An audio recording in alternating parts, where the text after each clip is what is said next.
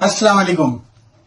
ذکر کتاب میں آج میں ذکر کروں گا ایک نئی کتاب کا جو سوزخانی کے فن کے بارے میں ہے۔ اس کتاب کی خاص بات یہ ہے کہ یہ فن سوزخانی تو کئی سو سال پرانا ہے، لیکن اس پر صحیح معنوں میں پہلی کوئی ریسرچ بک کہہ لیجیے، کوئی حوالہ جاتی کتاب کہہ لیں، وہ یہ ہے جو کہ عقیل عباس جعفری صاحب نے تحریر کی ہے۔ اس سے پہلے جامع قسم کا کام فن سوزخانی پر نہیں ہوا۔ عقیل عباس جعفری صاحب کسی تعارف کے محتاج نہیں، بہت خوبصورت شاعر، نامعلوم افراد ان کی پہچان، جہاں جاتے ہیں ان سے اس غزل کی بڑی فرمائش ہوتی ہے۔ پھر پچھلے دنوں انہوں نے ایک اور بڑی خوبصورت غزل کہی، کورونا کے حوالے سے کافی مقبول ہوئی، رہیے احباب سے کٹ کر کے وبا کے دن ہیں، سانس بھی لیجیے ہٹ کر کے وبا کے دن ہیں۔ وہ جنہیں خود سے بھی ملنے کی نہیں تھی فرصت، رہ گئے خود میں سمٹ کر کے وبا کے دن ہیں۔ رونق بزم جہاں خود کو سمجھنے والے، آ گئے گھر کو پلٹ کر کے وبا کے دن ہیں۔ کیا کسی اور سے اب حرف تسلی کہیے، روئیے خود سے لپٹ کر کے وبا کے دن ہے۔ بڑی خوبصورت نظم۔ خیر، میرا آج کا جو موضوع ہے ان کی شاعری نہیں ہے بلکہ ان کی تحقیق ہے، اور تحقیق کے معاملے میں میرا خیال ہے کہ عقیل عباس صاحب کا جو مقام ہے اس تک کسی کا پہنچنا بڑا مشکل ہے، کیونکہ ان کی ساری ریسرچ ورک بڑی اوریجنل ہوتی ہے۔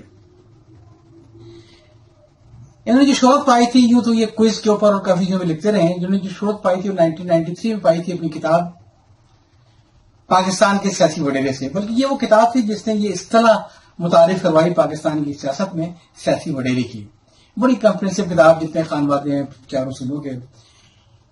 شامل فاروقی اکیڈمی کی لائبریری میں ہم نے ایک پورا سیکشن رکھا ہوا ہے جو پاکستان کے سیاستدانوں، یہاں کی ملٹری، بیوروکریسی، جنتا، ان کے بارے میں کتابیں ہیں، ان کے حوالہ جاتی کتابیں ہیں، اس میں ریسرچ کرنے میں کافی ملتی ہے۔ یہ حوالہ جاتی کتابیں ہیں، اور اس میں یقینی میں آپ سے کہوں گا کہ پاکستان کے سیاسی وڈیرے، اس کتاب کی بڑی اہمیت ہے۔ عقیل صاحب نے اس کے علاوہ بھی دو ریفرنس بکیں بڑی شاندار لکھی ہیں۔ ایک آپ کو معلوم ہے کہ انہوں نے پاکستان کرونیکل کو ترتیب دیا، اور دوسری 20ویں صدی سال ب سال۔ بہت کمپریہنسو ریسرچ ورک ان دونوں کتابوں میں ہے، بہت ہی جامع کتابیں، اور دیکھنے میں یقین نہیں آتا کہ یہ فرد واحد بھی اتنا کام کر سکتا ہے۔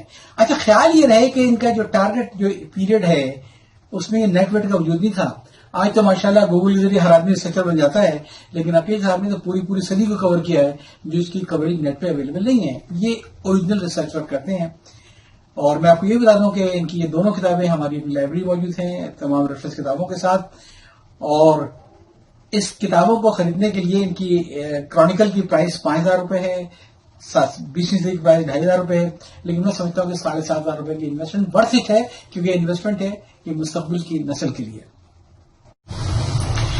عقیل صاحب کا تیسرا بڑا کارنامہ جو ہے وہ پاکستان کے اندر پہلی بار ڈیجیٹائز لغت کو متعارف کروانا اردو کی۔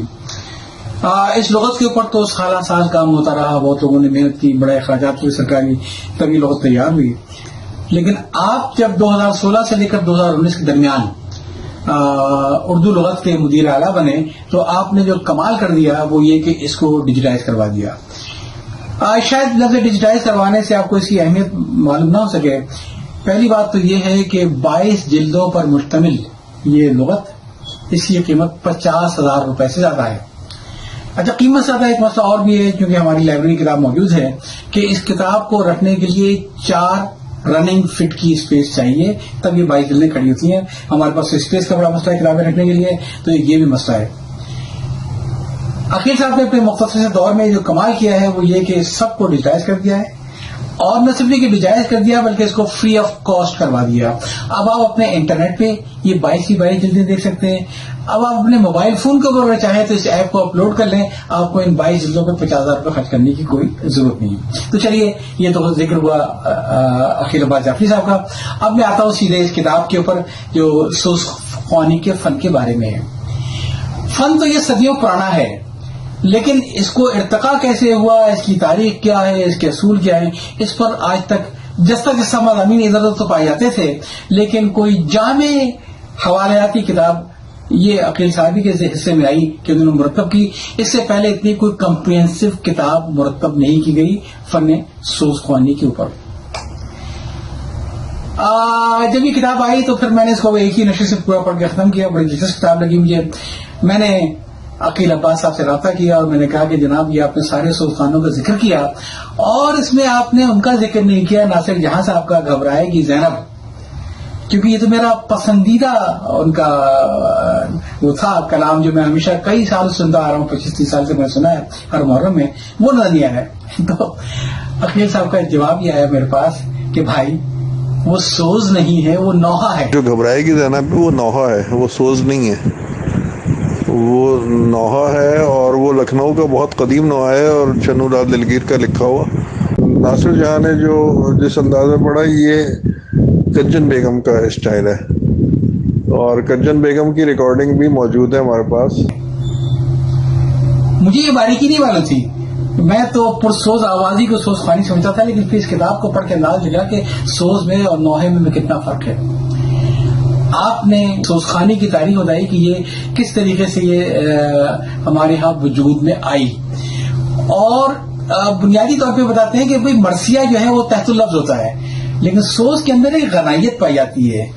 تو اس کا انہوں نے کہا ہی کہ جیسے لکھنؤ کے اندر ایک بڑا ماحول تھا موسیقی کا, گائیکی کا, لیکن محرم میں سب کچھ بند ہوتا تھا.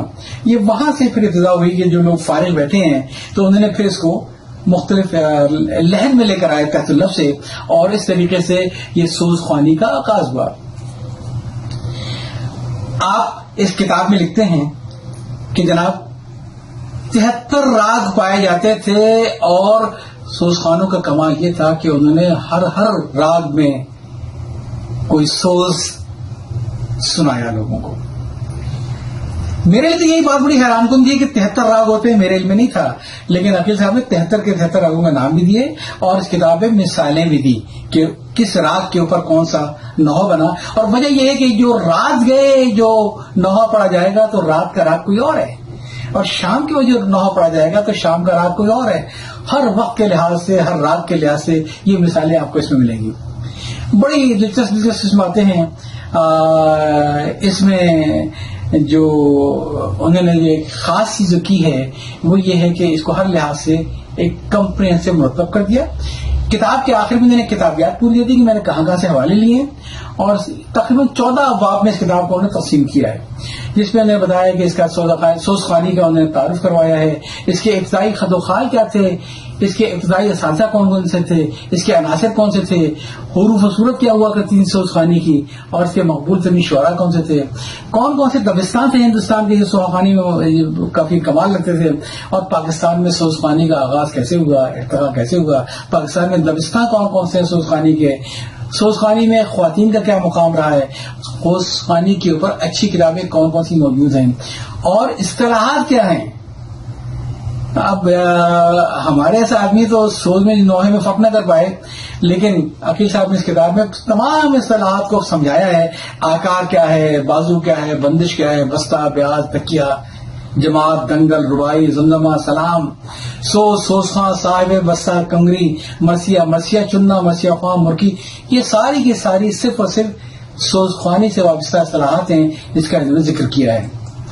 تو یہ کتاب تو بہت دلچسپ کتاب ہے, اور ساری کتاب کا اگر میں احاطہ کر دوں تو پھر آپ اس کتاب کو خریدیں گے کیسے. اس کی بہت ہی معمولی سی قیمت ہے جو اس کے لحاظ سے کچھ بھی نہیں ہے. اس کی قیمت صرف 300 روپے ہے, اور میں نے یہ کتاب فضل حسن سے خریدی تھی. آپ یہاں سے منصر سے منگوا لیں, لیکن میں کہوں گا کہ آپ اس کتاب کو لیجئے ضرور, کیونکہ اس کتاب میں آپ کو یہ معلوم ہوگا کہ ہماری تہذیبی ثقافت کیا تھی. اس کتاب میں عقیل صاحب نے ایک بار قصہ بیان کیا ہے, ایک صاحب کا جو کہ سوز خواں بھی تھے لیکن ساتھ میں گائک بھی اچھے تھے, اور ایک بار ان کو بادشاہ نے بلایا اور بادشاہوں کے پاس جاتے ہیں. ان صاحب کا نام تھا حیدری خان. تو بادشاہوں کے پاس جاتے نہیں تھے, ایک بار پکڑ میں آ گئے, کسی نے بادشاہ کے حضور حاضر کر دیا, ان کو پتہ نہیں تھا کہ بادشاہ کیا دربار کیا ہے. تو بادشاہ نے کچھ سنایا تو بادشاہ بڑے خوش ہوئے, اور انہوں نے کہا یہ کہ تم نے مجھے خوش تو کر دیا, اب تم مجھے رلا کے دکھاؤ تو پھر بات بنے, اور اگر تم نے مجھے رلا دیا تو میں تم کو مالا مال کر دوں گا, اور اگر رلانے میں کامیاب نہ ہوئے تو میں تم کو دریا میں پھینک دوں گا. یہ حیدری خان سڑی کہلاتے تھے. انہوں نے پھر جان توڑ کے سنایا, اور واقعی بادشاہ صاحب جو ہیں وہ دار دار رو دیے. تو پھر میں پوچھا مانگ کیا مانگتا ہے؟ اس نے کہا صاحب جان کی امان چاہتا ہوں، آپ مجھے صرف اتنا انعام دے دیں گے، آپ مجھے یہاں سے جانے دیں اور مجھے کبھی آنے نہ دیجیے. کہنے وہ کیوں؟ کہنے دیکھیں اگر میں کبھی آپ کو خوش نہ کر پایا تو آپ مجھے دریا میں ڈلوا دیں گے. مسئلہ یہ ہے آپ مر جاؤ گے تو دوسرا بادشاہ آ جائے گا، حیدری خان مر گیا پھر دوسرا حیدری خان نہیں جائے گا.